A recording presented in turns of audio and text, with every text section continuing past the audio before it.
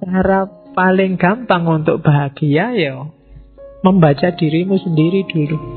Katanya Ghazali di bagian awal Kimia Usa'adah itu, ia yang mengenal dirinya, ialah yang akan merasakan kebahagiaan sejati.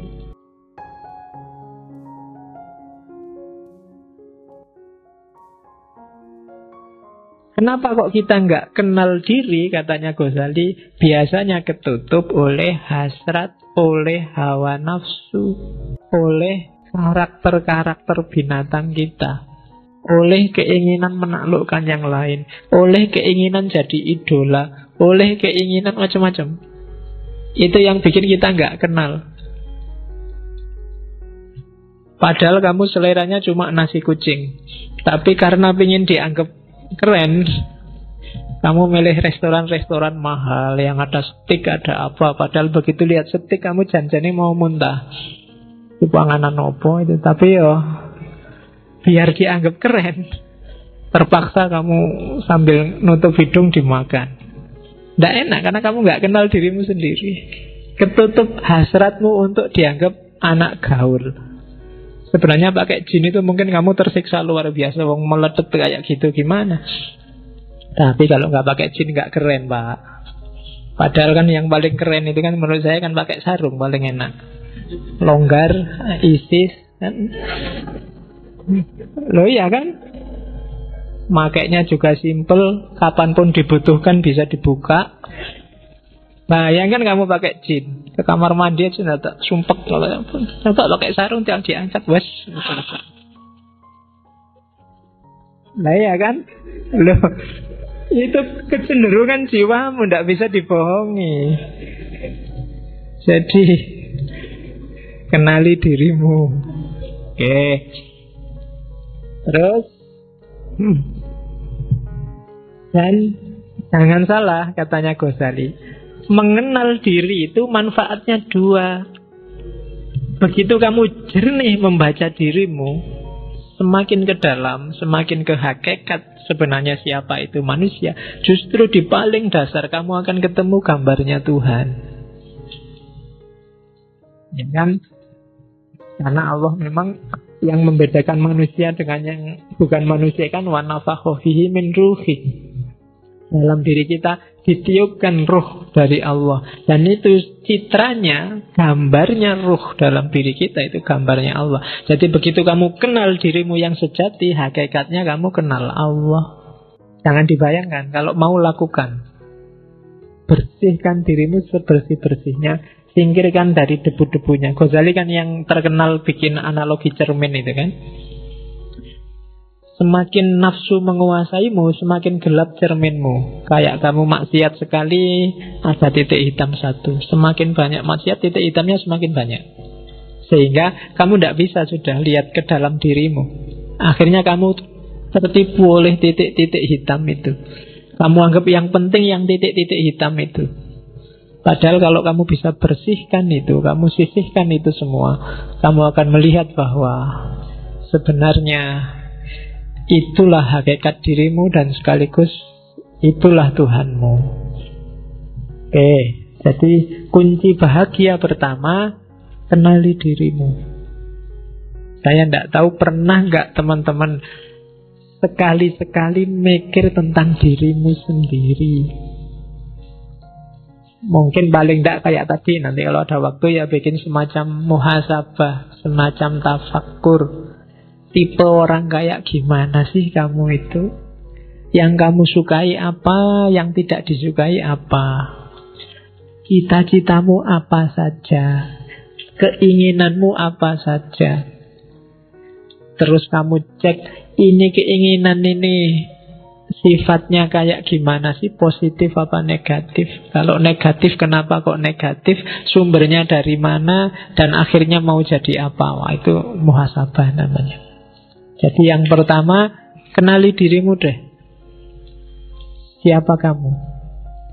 Ya kalau orang perang itu kan harus ngerti posisinya. Kalau kamu nggak ngerti posisinya, gawat. Ya kan? Di rumah aja kan kamu harus ngerti posisi. Kamu itu anak, opo bapak, opo ibu, opo adik, opo kan harus jelas.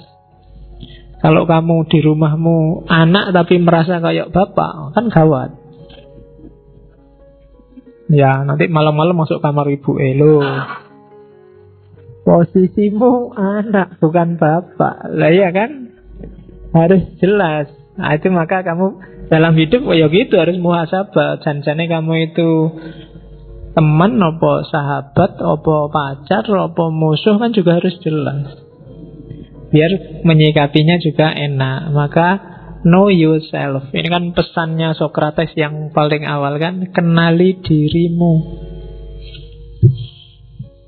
Ya, itu kalimat-kalimat di Kimea Usada. Coba deh kalau sanggup tanyakan, siapa aku dan dari mana aku datang? Kemana aku akan pergi? Apa sih tujuan kedatanganku dan persinggahanku di dunia ini? Di mana sih kebahagiaanku dapat ditemukan?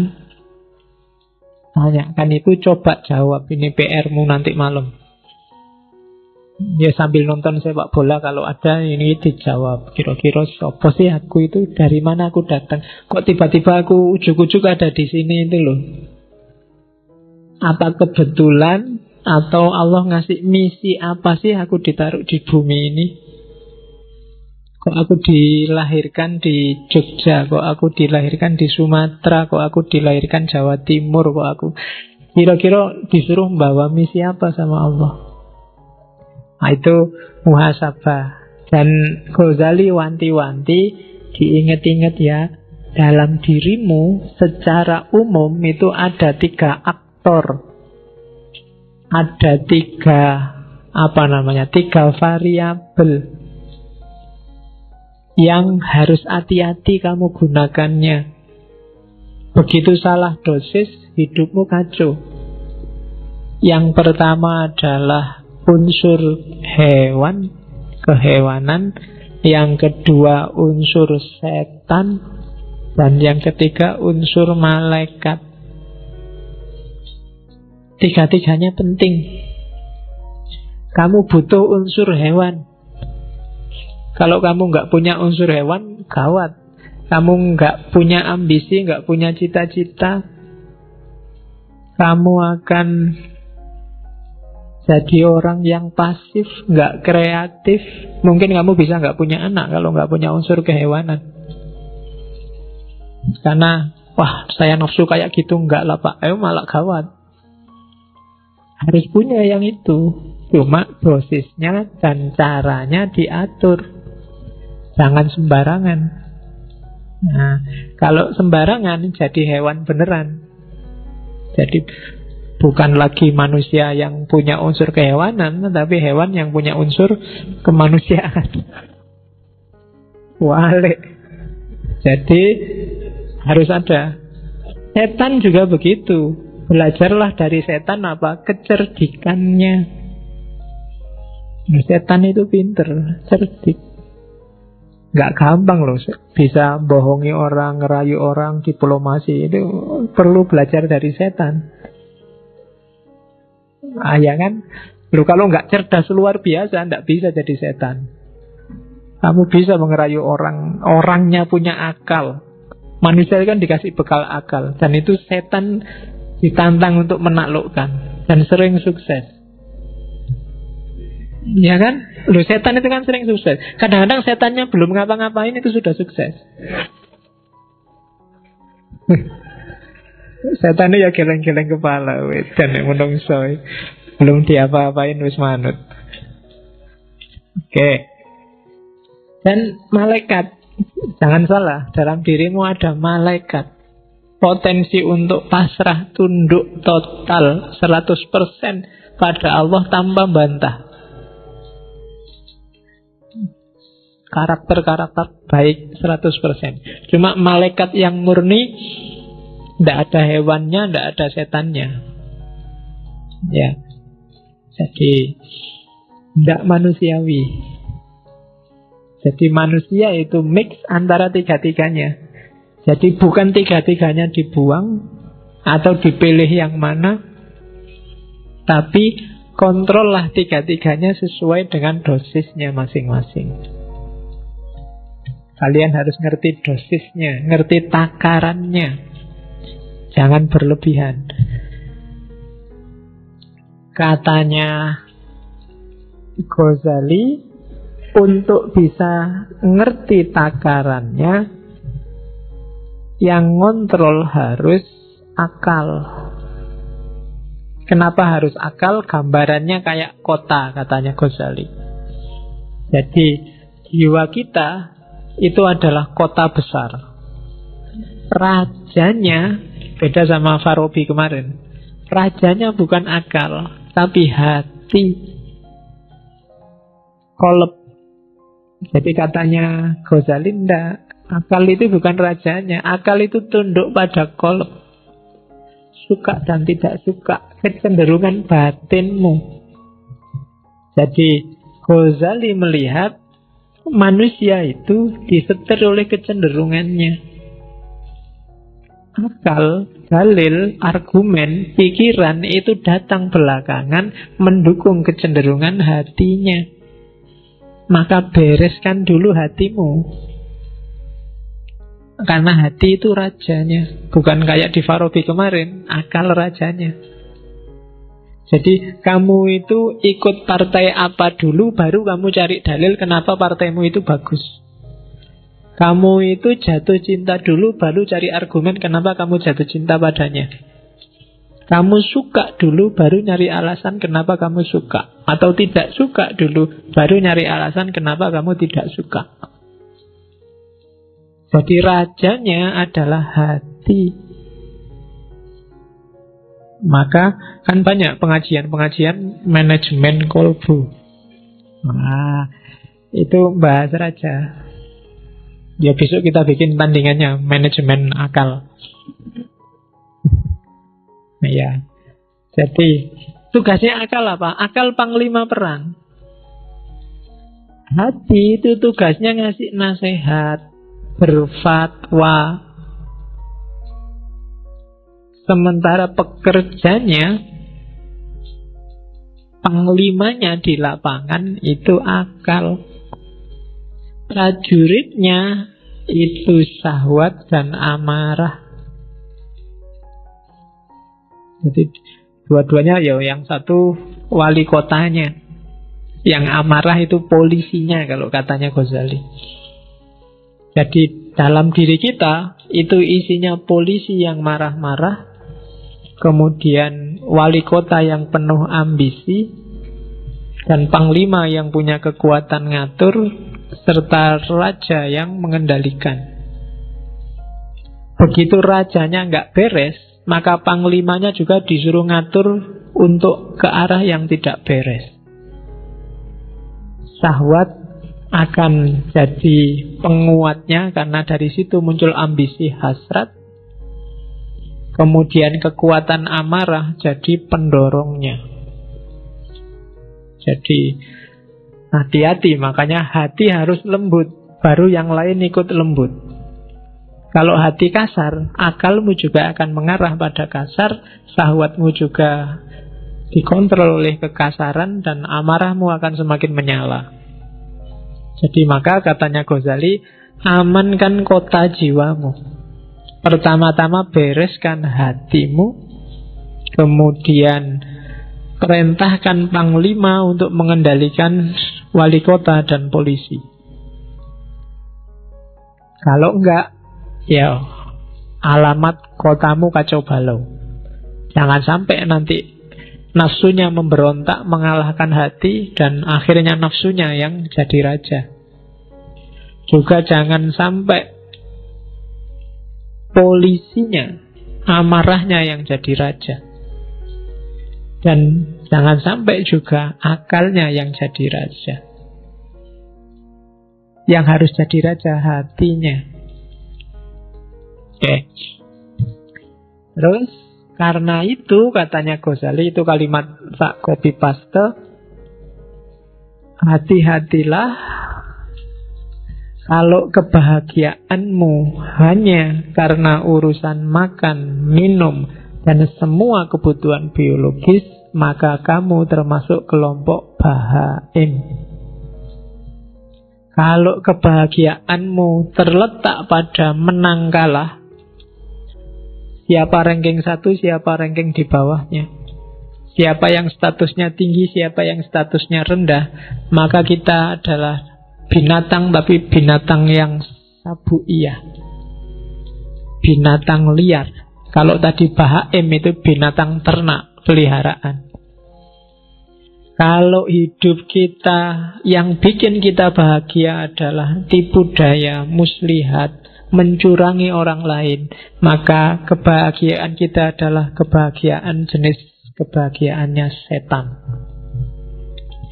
Dan kalau yang bikin kita bahagia hanya urusan kita menyembah pada Allah, ibadah, tidak membangkang sama sekali, maka kita ada di level malaikat.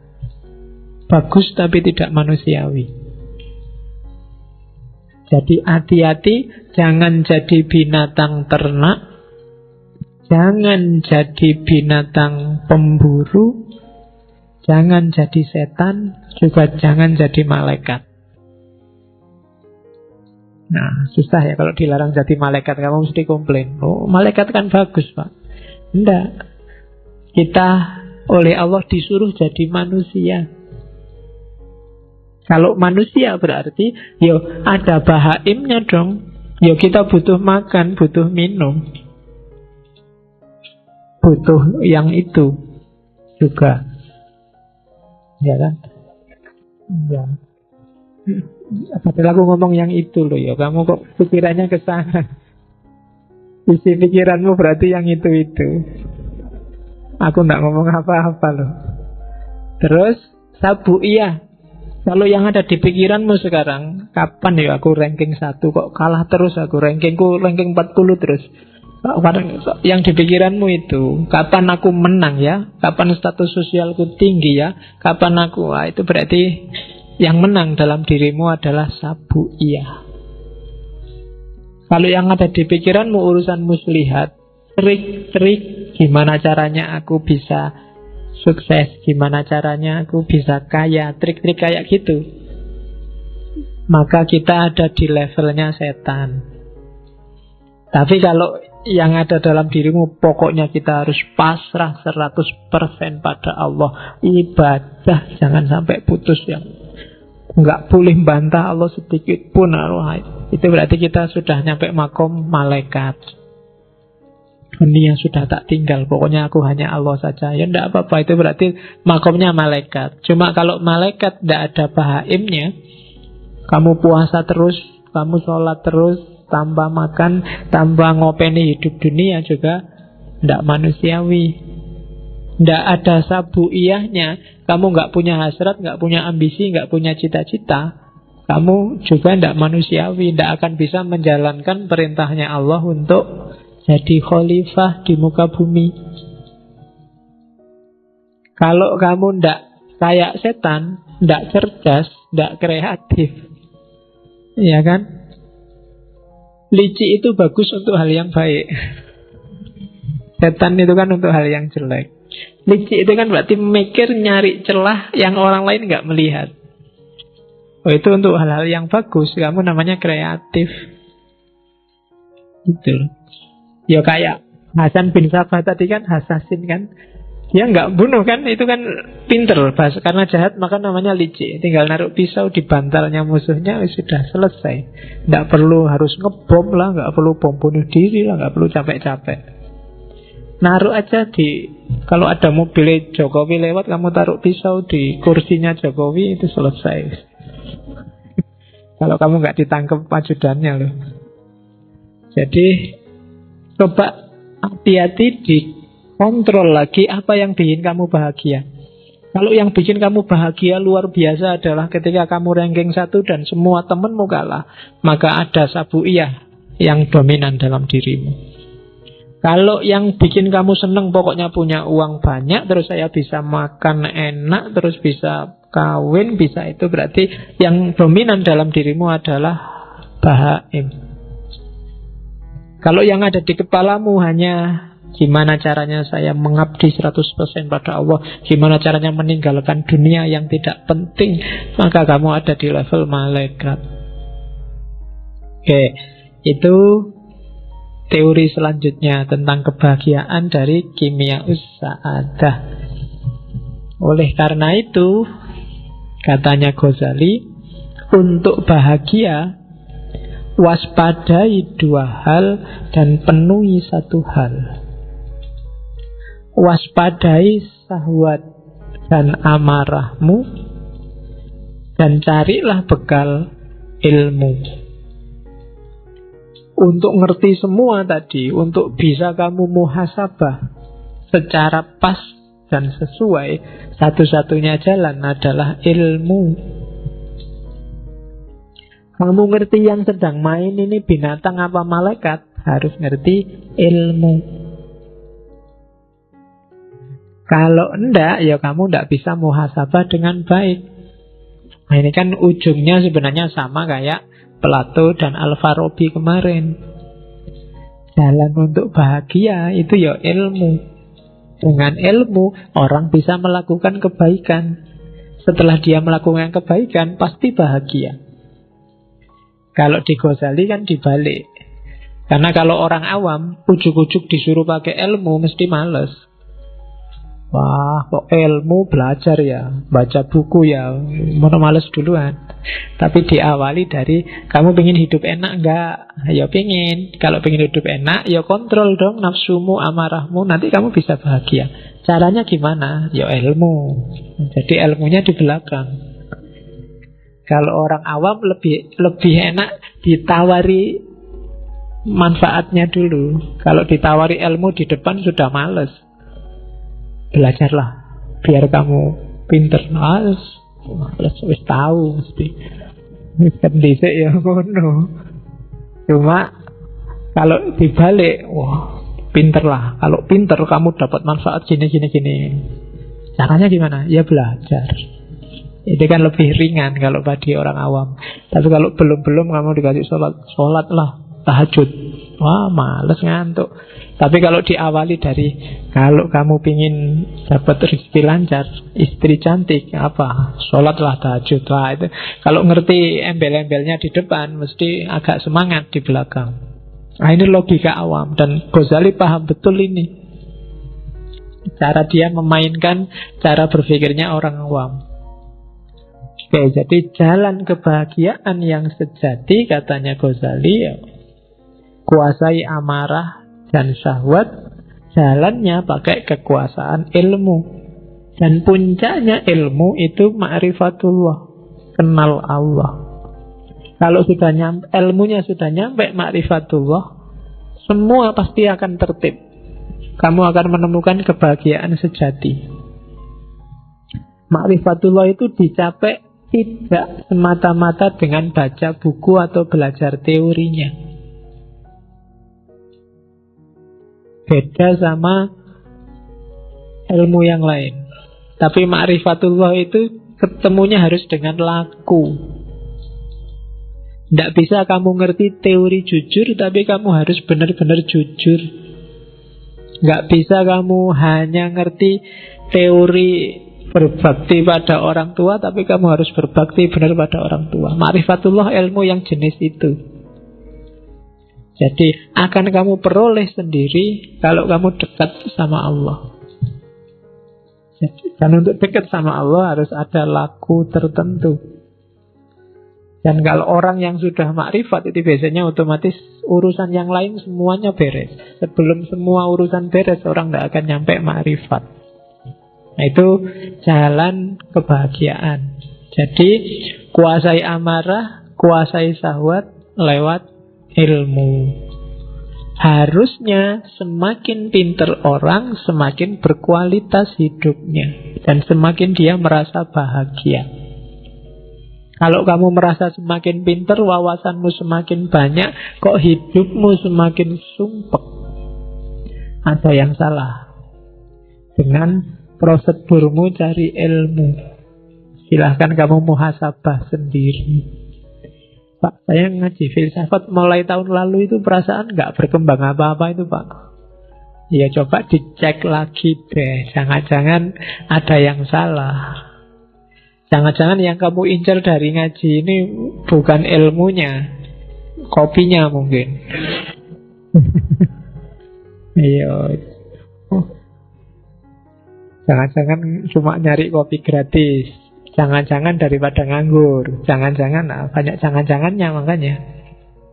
Maka dicek lagi. Terus, ini saya ambil yang bahasa Inggris terjemahannya. Cara untuk menguasai amarah dan nafsu tadi. Kalimatnya Ghazali bagus. Oke, itu saya kasih foto yang itu karena Ghazali Tus itu daerah Persia, dan orang Persia, orang Iran itu biasanya tinggi, besar, gagah, dan brewokan. Ganteng-ganteng, gak kayak orang Indonesia. Kecil, pesek, terus ngeyelan, cerewet. Orang sana gagah-gagah, kalau ngomong aja mantep. Ya, katanya Ghazali, declare your jihad on certain enemies you cannot see. Katanya Ghazali, deklarasikanlah jihad terhadap 13 musuhmu yang tidak terlihat. Egoisme, arogan, conceit, egoisme, sombong, angkuh, selfishness, merasa benar sendiri, merasa bagus sendiri, merasa menang sendiri, greed, tamak, lust, tamak, intolerance, anger, marah, bohong, cheating juga bohong, gossiping, siapa yang senang gosip, slandering, dan 13 itu, if you can master and destroy them, kalau kamu bisa menguasai dan menaklukkan 13 musuh itu, then will be ready to fight the enemy you can see. Maka kamu akan siap mengalahkan semua musuh yang terlihat. Kalahkan 13 yang tidak terlihat itu. Kalau kamu sudah sukses mengalahkan itu, maka semua musuh yang terlihat akan mudah dikalahkan. Nah, rumusnya itu. Kalau dibaca enak, dirasakan juga mantap, dijalani yang agak susah. Yo jihad, makanya katanya Ghazali, jihad dong. Declare yo jihad. Deklarasikan jihad untuk melawan ini. Jihad berat, makanya katanya Nabi, jihad yang lebih berat daripada perang Badar loh. Perang Badar itu kan berat luar biasa. Berapa ratus orang melawan 10 ribuan orang. Sudah berat gitu katanya Nabi, ini cuma jihad kecil.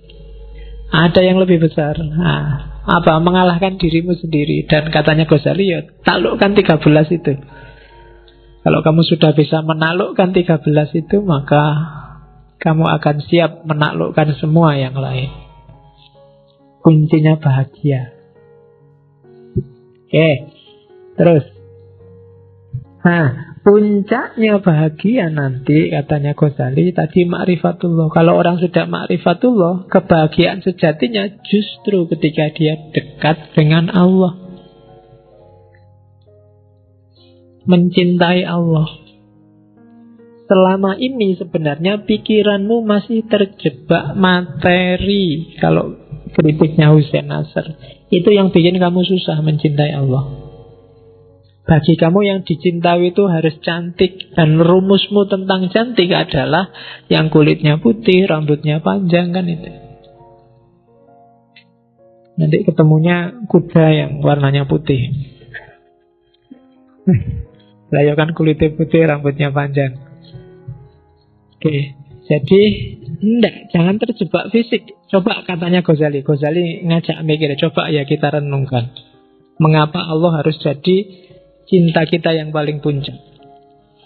Yang pertama, kalau kita suka segala sesuatu yang bikin kita semakin sempurna. Kamu suka minyak wangi karena minyak wangi bikin kamu semakin sempurna baumu. Kamu suka apa saja, baju bagus karena baju bagus bikin kamu perfect penampilanmu. Padahal katanya Ghazali, coba dipikir, yang bikin semua itu, yang merealisasikan kamu sehingga puncak jadi sempurna, itu kan Allah. Kamu suka orang yang membantumu karena dengan dibantu kamu semakin berkualitas. kamu suka orang, apapun itu nanti yang bikin kamu semakin baik, semakin sempurna, Allah pada puncaknya. Harusnya Allah yang paling kamu sukai, katanya Ghazali. Dia harus nomor satu. Rumus kedua, kalau kamu suka pada orang, pada temanmu, pada tetanggamu yang sering berbuat baik padamu, suka jemput, suka nganter, suka SMS, suka mention di Facebook, itu kan berbuat baik. Malam-malam aja tanya, sudah tidur apa belum? Yo, tapi hati-hati kalau sama-sama cowoknya, malah ngewatiri. Nah, itu kan berbuat baik. Seneng karena hatimu itu suka kalau ada orang berbuat baik padamu. Dan katanya Ghazali, loh, Allah itu justru kebaikannya puncak padamu. Semua dikasih padamu. Fasilitas apapun yang kamu butuhkan untuk hidup di muka bumi ini dikasih oleh Allah. Harusnya kamu jauh lebih suka pada Allah. Yang ketiga, katanya, kalau kamu suka pada orang baik, orang dermawan, kalau tadi kan untuk dirimu, untuk orang lain, kamu suka kan lihat orang, wah bagus ya Jokowi itu nolong orang miskin, wah bagus sekali, orang baik di mana-mana kan bikin kamu suka. Harusnya juga puncaknya juga Allah. Allah itu baik pada siapapun, bahkan yang terang-terangan melawan dia juga Allah baik. Yang tiap hari mencaci maki Allah, orang-orang ateis itu, yang anggap Allah itu tidak ada, Allah itu jahat, Allah itu menyusahkan orang dan seterusnya. Loh, Allah masih berbuat baik pada mereka. Kalau Allah mau, begitu dia ngomong saat itu juga nyawanya hilang, bisa. Tapi kan enggak. Itu kan berarti orang yang baik luar biasa seandainya orang. Maka harusnya jatuh cinta kita pada Allah itu topnya. Kalau cuma manusia, dia ada batasnya. Kalau Allah nggak ada batasnya. Itu argumen keempat. Terus, kalau kamu suka segala yang indah, segala yang cantik, bukankah menurutmu Allah itu maha indah, maha cantik, bahkan maha segalanya, kecuali mahasiswa? Ya, satu-satunya yang maha tapi bukan Allah itu mahasiswa. Nah, itu kan harusnya Allah yang paling kita cintai. Jadi pada puncaknya ternyata ada Allah. Allah itu maha indah, Pak. Ya saya bilang tadi, kamu nggak bisa menangkap kemahaindahan Allah karena pikiranmu terjebak fisik. Susah untuk mencintai sesuatu yang tidak fisik. Itu yang bikin kita susah untuk jatuh cinta pada Allah. Hubungan kita sama Allah selama ini bukan hubungan cinta, tapi hubungan formalitas. Atau jangan-jangan hubungan juragan sama buruh. Kadang-kadang dibalik, kamu merasa jadi juragannya. Allah kamu perintah-perintah. Ya Allah, mbok IP 4, masa nggak bisa 4 aja mas? Itu kan kamu doanya kan gitu, maksa-maksa Allah. Saya ada masalah nih, tolong diselesaikan. Kamu yang berbuat kok Allah suruh tanggung jawab. Ya, kamu perintah-perintah itu, untung Allah nggak ngomong juragannya siapa, buruhnya siapa. Kamu perintah-perintah. Jadi harusnya cintamu yang pertama ada pada Allah. Bikin alam secantik ini, itu sebenarnya salah satu bukti, ya pasti dia maha cantik. Memangnya yang merumuskan ada cowok cakep atau cewek cakep itu kan ya Allah sendiri kan yang bikin rancangan. Dan itu pun dibikin sesuai standarnya manusia. Hewan juga mungkin punya standarnya sendiri. Dan itu kan kecanggihannya Allah. Tidak ada kan hewan jatuh cinta sama manusia misalnya. Ayam ya jatuh cintanya sama ayam perempuan, gak pernah sama cewek cantik. Cowok juga, mahasiswa juga jatuh cintanya sama mahasiswi, gak pernah sama ayam. Kecuali ayam. Ya, ya, ya kalau yang itu teorimu lebih canggih. Oke, saya kan nggak ngerti yang itu kamu. Kalau di situ saya lugu Mas ya. Oke. Terus. Oke. Terakhir katanya Ghazali, kalau orang mencintai sesuatu karena cocok dengan dirinya, misalnya kamu baik, suka juga sama orang baik. Kamu orangnya suka makan, kamu juga suka sama orang yang suka makan. Kamu orangnya suka humor, kamu senang juga orang sama suka humor, dan seterusnya. Kalau kamu jeli, coba kamu cek bahwa Allah sangat sesuai dengan dirimu, dengan hidupmu. Kamu apa aja, Allah ada mahanya. Kamu adil, Allah maha adil.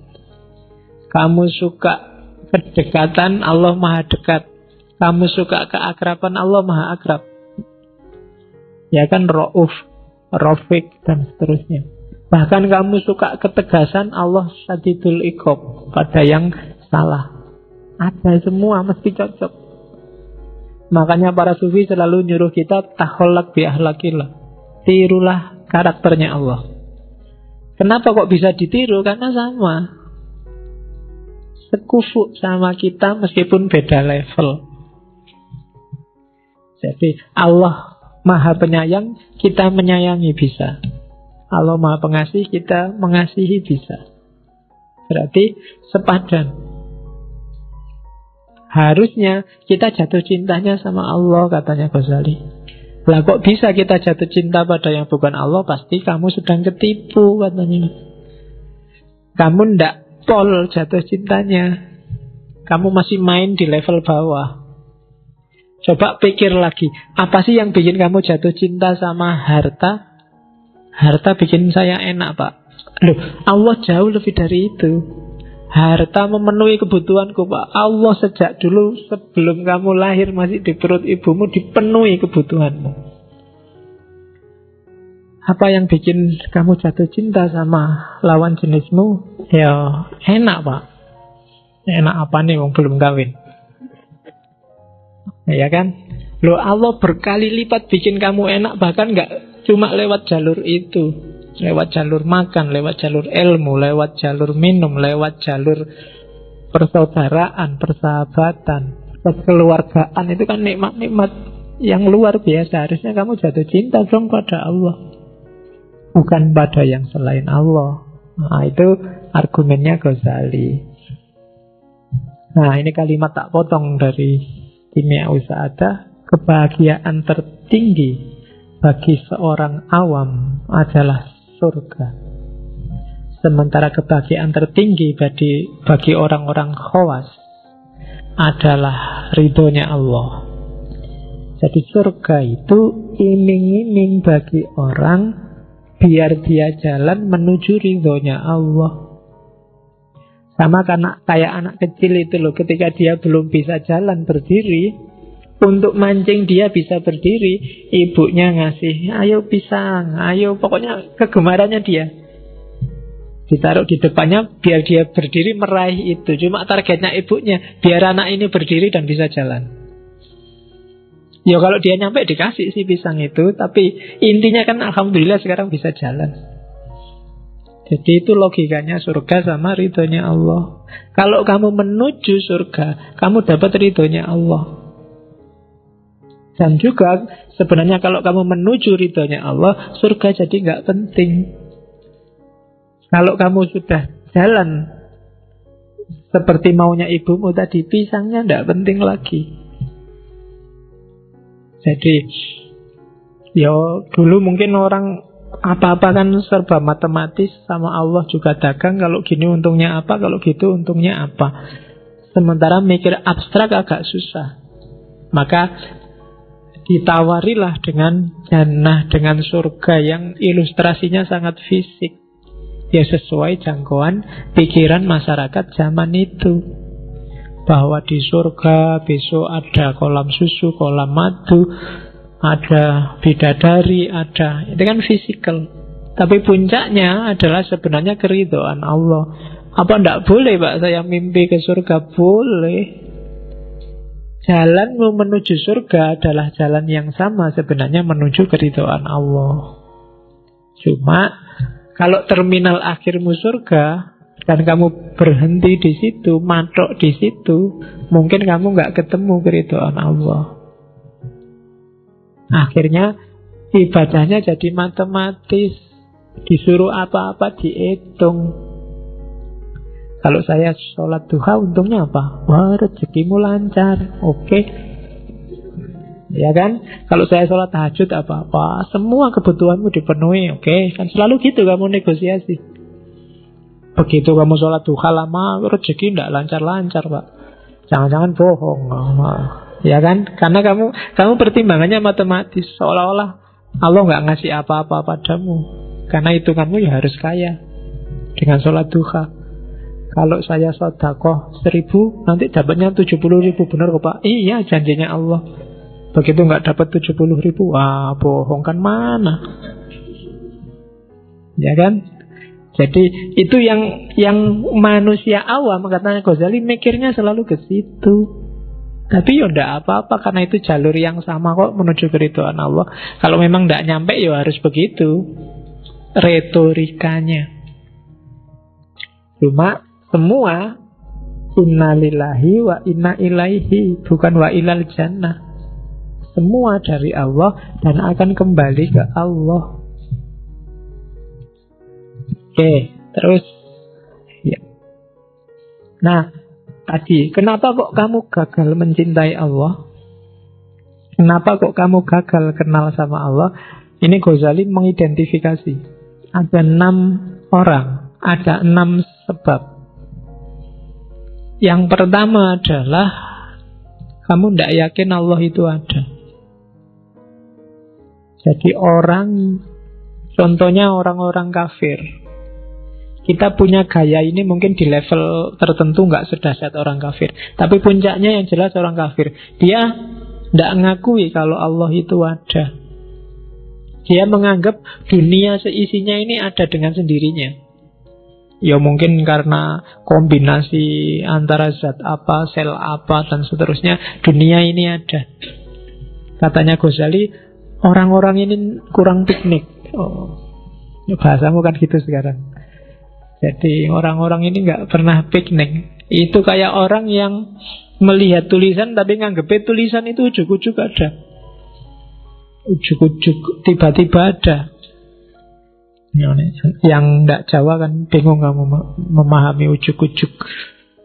Jadi ada gaya orang kayak gini. Orang yang tidak yakin Allah itu ada, ya tidak akan mengenal Allah. Kita kadang-kadang gitu kan, keyakinan kita, Allah kan sering bilang ana inda dzanni abdi. Kalau kamu anggap Allah itu itulah keberadaan Allah. Kayak kamu berdoa kan, kamu kan doa dikabulkan katanya Allah kan ya sesuai keyakinanmu. Misalnya saya itu bodoh Pak, sejak dulu IP tidak pernah lebih dari 2. Ya berdoa aja supaya IP-mu 4. Tidak mungkin Pak. Ya itu hasilnya itu. Keyakinanmu tidak mungkin, ya tidak mungkin memang. Jadi Allah inda dzanni abdi. Pak, wajah saya kayak gini, apa ya bisa dapat yang cakep besok? Tidak mungkin Pak. Ya meskipun kamu berdoa sementara kamu merasa tidak mungkin, ya sejumlah itulah Allah masuk dalam doamu. Saya anaknya orang miskin ya Pak, apa bisa kaya? Nah kamu berdoa kaya tiap hari ya siapa tahu. Tapi kamu nggak mungkin, ya sudah enggak. Allah intervensi sejauh keyakinanmu. Jadi kamu tidak akan kenal Allah kalau kamu memang nggak ingin kenal. Mungkin kamu merasa lebih penting kenal Rhoma Irama, Ahmad Dhani, Ahok, atau SBY atau Jokowi. Buktinya kalau ketemu salaman, kamu masukkan Facebook, kamu masukkan WA, habis salaman sama tokoh A, hejer sama tokoh B, kan gitu kamu tiap hari. Tapi kan kamu nggak terlalu wow kalau sedang wah ini aku baru kenalan sama Allah, nggak ada. Bahkan mungkin nggak pernah ada yang bikin status begitu. Ya, kalau ada mungkin kamu langsung dibully bareng-bareng sama teman-temanmu. Dianggap Islam anyaran. Wah, Islam anyaran. Saya ngerti kalau ada Allah. Padahal yang bilang itu mungkin dia juga belum kenal sama Allah. Beda loh, ngerti sama kenal. Kamu bisa merasakan bedanya. Orang yang kenal sama Allah, nanti di atas itu ada orang yang dekat. Makanya orang Islam disuruh muqarabah. Ada orang yang dekat. Ada orang yang hanya tahu. Hanya tahu itu dari jauh. Mungkin kamu lihat TV, mungkin kenalmu sama Allah hari ini masih baru hanya tahu. Kalau kamu hanya tahu, Allah juga hanya tahu kamu ada. Kan Allah tergantung caramu mendekati Dia. Ada yang sudah kenal. Sudah kenal itu ya mungkin pernah salaman, pernah akrab, tapi terus ditinggal lagi.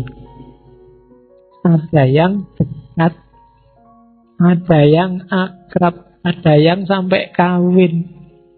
Nah, levelmu sama Allah ya silahkan kamu cermati, ada di level apa. Kalau dekat itu kan enak. Makanya kan kemarin ada status di Facebook itu, sholat enggak pernah, puasa enggak pernah, zakat enggak pernah, kok cita-citanya masuk surga. Emangnya punya kenalan orang dalam? Nah, orang dalam yang paling posisinya paling penting itu Allah. Dan Allah sejak lama sudah membuka diri, kenalilah aku. Ya kan, dekatlah padaku. Allah sudah teriak-teriak sejak dulu begitu. Ini kamu cuekin aja. Kamu baru nangis-nangis mendekat kalau pas butuh. Itu pun setengah gak yakin. Tengah gak yakin kan, ya Allah pacarku dikawin orang, apa ya bisa. Karena orang ngeluh gitu, tapi kamu sebenarnya sedang gak yakin, apa ya bisa dia kembali lagi padaku, wong wis dikawin wong. Loh, kalau Allah mau apa susahnya? Kan ku tunggu jandamu. Halo, mendungane aja ngono lho ya. Terus sejumlah orang, ada juga orang yang tidak percaya akhirat. Ini juga orang yang susah untuk dia kenal, apalagi cinta sama Allah. Biasanya orang-orang materialistik. Katanya Ghazali, orang-orang ini menganggap diri mereka tidak lebih baik dari hewan atau sayuran. Mereka menganggap diri mereka musnah begitu saja. Kalau mati ya wis entek ceritane. Ada orang yang begitu. Dan yang kayak gini ya tidak mungkin kenal Allah. Seandainya kenal ya tidak ke Allah yang sejati, tapi Allah sesuai kepentingannya. Yang ketiga, ada Allah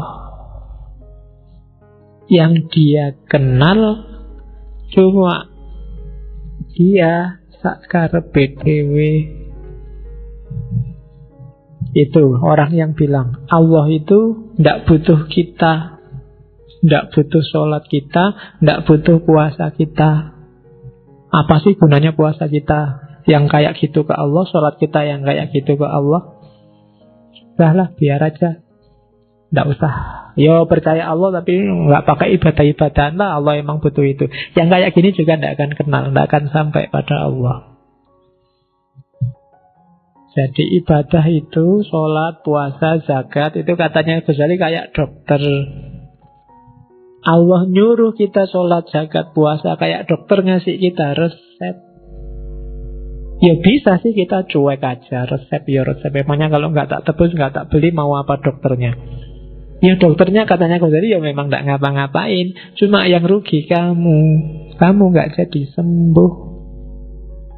Sakitmu permanen, cepet mati. Loh iya kan, kalau kamu gak manut sama dokter kan itu. Dokter sudah teriak-teriak bilang, ojo ngerokok. Contohnya rokoknya mengkerutis.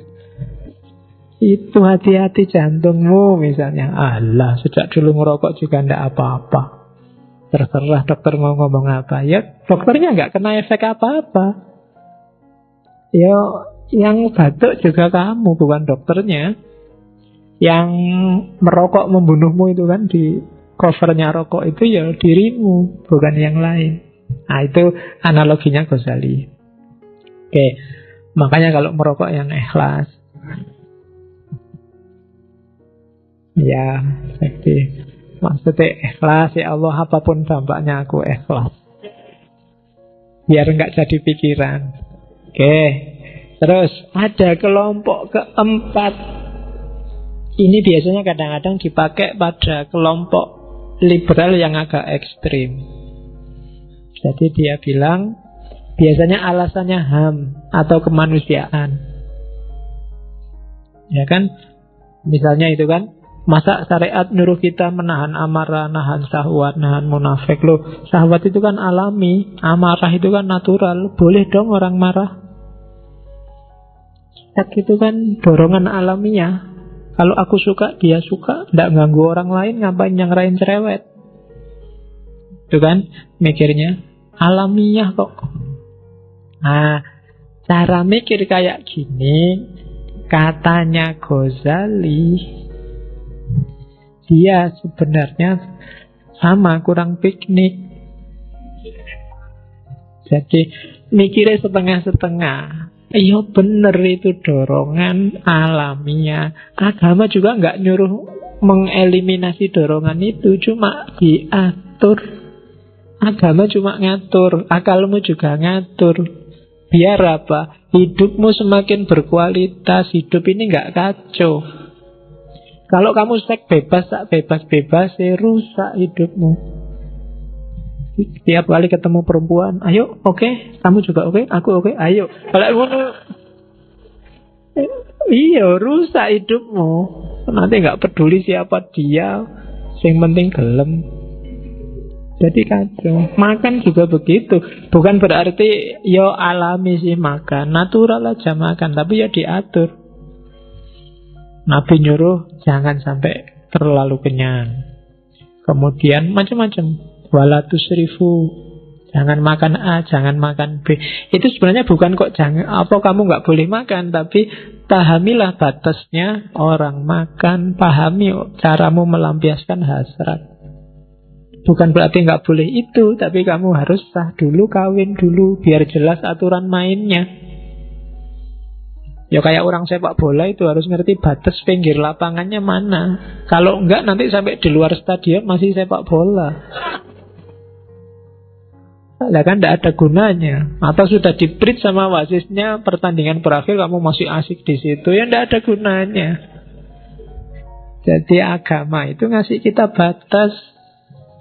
Jadi biar kita ngerti batasnya. Yo alamiah iya. Cuma agama ngasih kita petunjuk melampiaskan yang alami itu apa. Kalau cara mikirmu kayak gitu, katanya Ghazali, ya tidak akan kenal Allah. Terus yang kelima, orang-orang yang permisif. Tiap ada apa-apa, tenang aja, Allah Maha Pengampun, Allah Maha Penyayang. Dosa dikit-dikit besok tobat. Kita wudhu atau dosanya rontok misalnya. Yo, bukan berarti ideologi kayak gitu keliru, tapi kalau gayamu kayak gini, kamu tidak akan bisa kenal Allah. Itu kamu seolah-olah meremehkan, seolah-olah nganggep tenang aja lah, kayak dosa ini gampang, orang tuaku itu mudah memaafkan. Orang kayak gini kan biasanya menjebakmu sendiri. Sama Allah juga begitu. Maksiat dikit-dikit, tenang aja, Allah Maha Pengampun. Agak besar dikit, ampunannya Allah lebih luas daripada dosa kita. Meremehkan. Nah itu juga trouble. Kalau mentalmu mental gini, ya tidak akan kenal Allah yang sejati. Yang keenam, ini kebalikan 5 yang atas. Orang-orang yang sok soleh. Ini juga trouble. Merasa dirinya suci. Wah, kalau saya sudah bebas dari dosa, dunia tidak bisa lagi nggoda aku. Nah, itu juga katanya Ghazali bahaya. Jadi tak bacakan aja ya. Kalimatnya agak nyelekit kalau bagian ini. Jadi orang yang ngaku mencapai tingkat kesucian tertentu sehingga merasa dia tidak bisa dipengaruhi oleh dosa. Katanya Ghazali, namun kenyataannya saat orang lain memperlakukan mereka secara tidak hormat saja, mereka akan dendam bertahun-tahun. Terus jika ada di antara mereka yang tidak mendapatkan sebutir makanan yang menurutnya adalah haknya, maka seluruh dunia rasanya sempit ya, dan gelap. Pokoknya nesu-nesu, merasa haknya dirampok.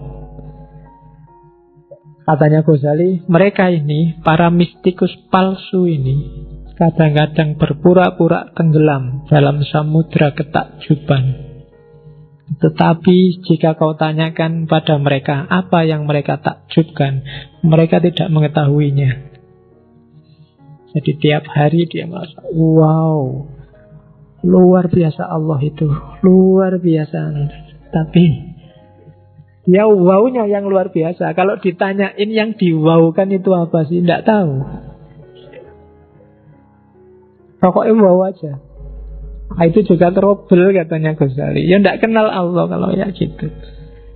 Kalau bahasa hari ini mungkin lebay.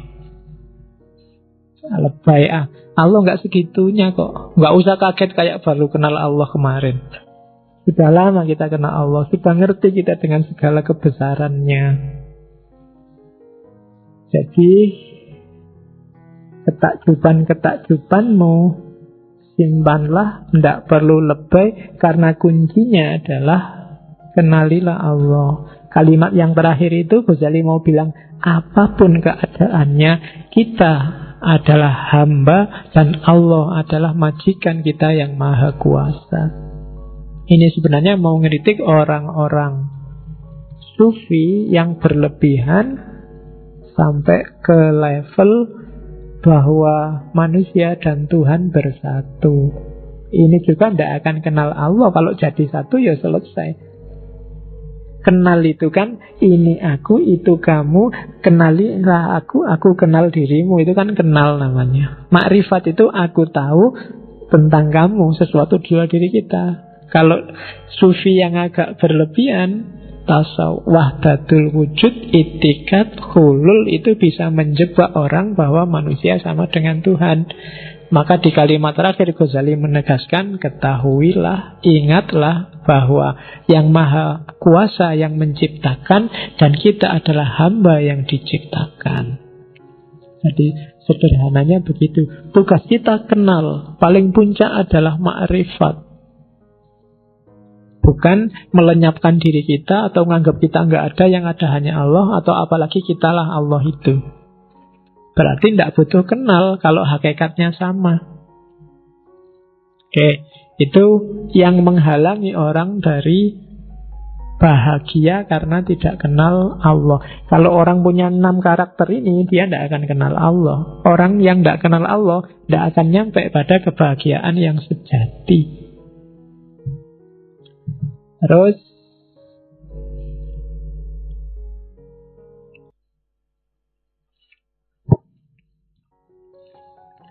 kenal diri, kenal Allah, dan sekarang kenal juga tentang dunia. Harus, karena kita hidup di sini. Kalau nggak ngerti ilmu dunia, kita tidak bisa hidup, tidak akan bisa bahagia, karena kebahagiaan dunia itu imbasnya kebahagiaan akhirat. Kalau di dunia kita tidak bahagia, badaniah tidak bahagia, akhirat tidak akan juga bahagia. Kayak logika di awal tadi. Maka kunci bahagia selain kenal diri sendiri, kenal Allah, juga kenal dunia. Kenal dunia itu targetnya 2, memelihara jiwa dan merawat jasad. Di dunia jadi jalan untuk kita bahagia di akhirat. Jiwa harus beres, jasad harus beres. Jasadmu jangan disiksa. Waktunya makan ya makan, minum ya minum. Nggak punya uang ya utang. Ya kan harus begitu. Jangan mau kelaparan, karena itu amanat. dari Allah. Begitu jasadmu sehat, ibadah juga enak, cari ilmu juga enak. Kalau jasadmu nggak sehat, belajar cari ilmu apalagi yang kayak gini mesti nggak nyambung. Kamu tidak memelihara jasadmu, jarang tidur, jarang makan, jarang olahraga, ya nanti yang lain juga tidak maksimal. Jadi pelihara jasadmu. Ya sekali-sekali kamu pijet, spa, ya memanjakan diri kalau ada uangnya. Kalau nggak ada ya pijet-pijetan, sana. Loh, itu memanjakan diri. Yuk kita saling memanjakan. Nah, pijet-pijetan apa? Oke, jadi dunia harus dikuasai. Begitu dunia dikuasai, akhirat akan beres. Karena akhirat lebih mudah. Jadi kunci kebahagiaan kenal dunia. Di kimia ada mengenal dunia, saya nggak akan panjang lebar, kamu sudah ngerti caranya. Bahkan Allah membekali kita untuk kenal dunia itu secara instinktif. Kamu nggak perlu mikir. Otomatis mesin yang namanya manusia akan nyari pemenuhan kebutuhan jasadnya. Kamu nggak perlu mikir. Kalau kamu makan, otomatis nyari makanan sendiri. Kalau kamu haus, otomatis nyari air untuk minum. Kalau kamu punya hasrat itu, otomatis kamu mikir ke sana. Meskipun oleh agama diatur, ya kawin dulu. Belum kawin ya, kalau nggak mampu kamu disuruh puasa kan sama Nabi. Wa man lam yastati' fa alaihi bisawm. Ya, kalau di pondok dulu dipeleset ke fa alaihi bisobun. Oke. Kok kamu ketawa apa ngerti? Yang kenikmatan dunia. Nah, Ghazali membahas khusus kenikmatan dunia itu tentang musik. Karena mungkin di era itu ada kritik-kritik terhadap sufi yang pakai musik, pakai puisi, pakai nyanyi-nyanyi. Katanya Ghazali, apa musik itu haram atau halal tergantung yang dibangkitkan apa. Musik itu kan yang disentuh jiwa. Nah, yang dibangunkan dari jiwamu itu apa? Tadi kan jiwamu ada setan, ada malaikat, ada kebinatangan.